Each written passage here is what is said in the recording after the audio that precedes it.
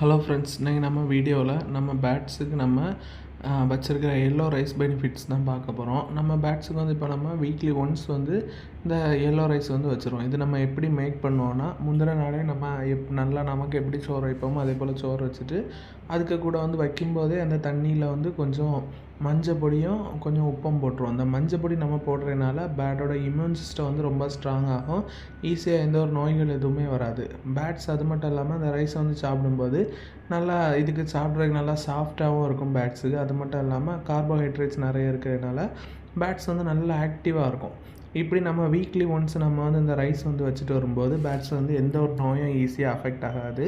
அதேபோல் நல்லா ஆக்டிவாகவும் இருக்கும். இது வந்து நான் என்கிட்ட இருக்கிற finches, Java, African love birds, bajjis, அதுக்கப்புறம் பீஜியனு, கோழி எல்லாத்துக்குமே நான் அந்த ரைஸ் வந்து வீக்லி ஒன்ஸ் வந்து வச்சுருவேன். வைக்கிறதுனால பேட்ஸ் வந்து நல்லா ஆக்டிவாகவும் இருக்கும். சிக்ஸ் வந்து நல்லா க்ரோத் இருக்கும் ரைஸ் வைக்கும்போது.